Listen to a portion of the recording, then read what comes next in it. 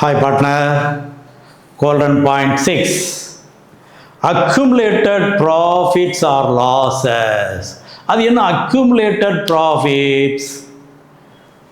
நம்ம ரெண்டு பேரும் ப்ராஃபிட் ஏர்ன் பண்ணியிருக்கோம். அதை நம்ம ரெண்டு பேரும் நம்ம என்ன ரேஷியோவோ அந்த ரேஷியோவில் பிரிக்கணும். பிரிக்காமல் கொஞ்சம் கொஞ்சமாக சேர்த்துக்கிட்டே வர்றது அதுதான் அக்குமுலேஷன். அந்த அக்குமுலேஷன் ஜெனரல் ரிசர்வ்னு ஒதுக்கி வைக்கலாம். அது என்ன ஜெனரல் ரிசர்வ்? நம்ம ஃபைனான்ஸ் லெவலில் டெவலப் பண்ணுறதுக்காக கொஞ்சம் கொஞ்சமாக பணம் சேர்த்துக்கிட்டே வர்றது. இதில் ஒரு சின்ன எக்ஸாம்பிள் கவனி. வீட்டில் திடீர்னு அம்மாட்ட போய், அம்மா அன்னைக்கு நோட்டு வாங்கினா ஒரு 100 ரூபா கொடுங்கம்மான்னு கேட்குற. இது ஏன்டா அப்பாட்ட அப்போதே கேட்டிருக்க வேண்டியதானே, மறந்துருச்சுமா அப்படின்னு சொன்னால், ஏன்டே ரூபா இல்லையாடா, இல்லைம்மா எனக்கு எப்படி வேணும், இல்லைன்னா நான் ஸ்கூலுக்கு போக மாட்டேன்னு அடம் பிடிக்கிறேன். உடனே என்ன செய்வாங்க, அம்மா எங்கேயாவது ஒரு இடத்துல டப்பாவுக்கு உள்ளே இருந்து எடுத்து உனக்கு அந்த 100 ரூபாய் கொடுப்பாங்க. பார்த்துருக்கியா இல்லையா? அந்த பணம் எப்படி வந்துச்சு? அப்பாட்டிருந்து செலவுக்கு வாங்கின பணத்தில் கொஞ்சம் கொஞ்சமாக சேர்த்து வைக்கிறது. இப்போ அம்மா எல்லாமே சம்பாதிக்கிறாங்க. அப்போ அவங்க பணத்தில் அப்பாவுக்கு தெரியாமல் கொஞ்சம் கொஞ்சமாக சேர்த்துக்கிட்டு வருவாங்க. திடீர்னு ஒரு அசட் வாங்கும்போது என்கிட்ட ஒரு 5 லட்ச ரூபா இருக்குன்னு எடுத்து கொடுப்பாங்க பாரு. அந்த மாதிரி ஃபைனான்ஸ் டெவலப் பண்ணுறது.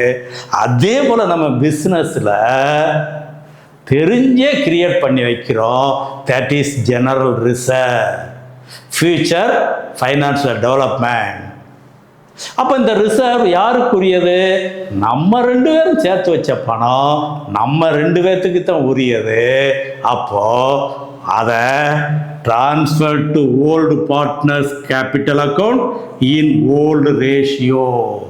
புது பார்ட்னர் வந்தார்னா அவர் பங்கு கிடையாது. அப்போ அவர் உள்ளே வர்றதுக்கு முன்னால் இதை நம்ம பிரிச்சிடணும்.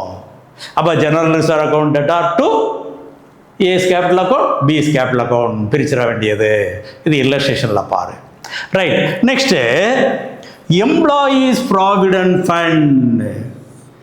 எம்ப்ளாயீஸ், இது எம்ப்ளாயீஸுக்கு உரிய பணம். எம்ப்ளாயீஸ்லேருந்து மாதம் மாதம் ப்ராவிடென்ட் ஃபண்டு பிஎஃப் அப்படின்னு சொல்லி பிடிச்சி கவர்மெண்ட்டுக்கு கட்டுவாங்க. அதுதான் எம்ப்ளாயீஸ் ப்ராவிடென்ட் ஃபண்ட். இது பார்ட்னருக்குரிய பணம் கிடையாது.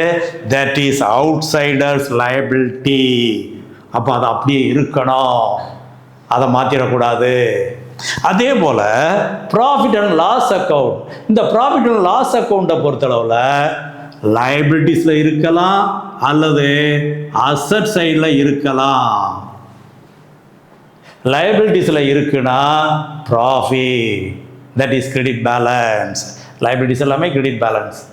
அந்த அடிப்படையில் இதுவும் கிரெடிட் பேலன்ஸ், ப்ராஃபிட்ஸ். அப்போ ஜெனரல் ரிசர்வ் ட்ரான்ஸ்ஃபர் பண்ணுற மாதிரி இதையும் ட்ரான்ஸ்ஃபர் பண்ணிடு. அசட் சைடில் இருந்தால் that is debit balance. Asset எல்லாமே டெபிட் பேலன்ஸ்.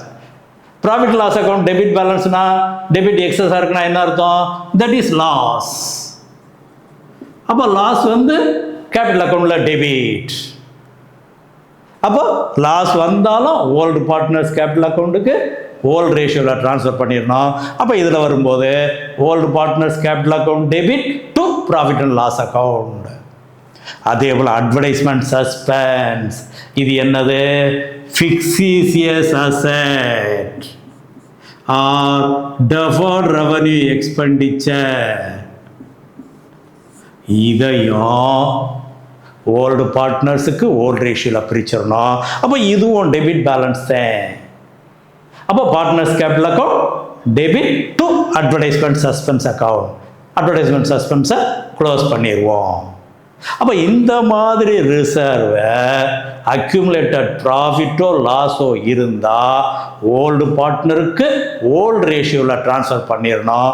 ஏன் அப்படின்னு சொன்னால் அதில் நியூ பார்ட்னருக்கு ஷேர் கிடையாது. சரி சார், ஒரு கணக்கில் ஒர்க்மேன் காம்பன்சேஷன் ரிசர்வ்னு கொடுத்துருக்குறாங்களே, இன்னொரு கணக்கில் இன்வெஸ்ட்மெண்ட் ஃப்ளக்சுவேஷன் ரிசர்வ்னு கொடுத்துருக்காங்களே, அதெல்லாம் என்ன சார் செய்கிறது? அதெல்லாம் நெக்ஸ்ட் பாயிண்ட்டுக்கு வா, கம் டு த பாயிண்ட்.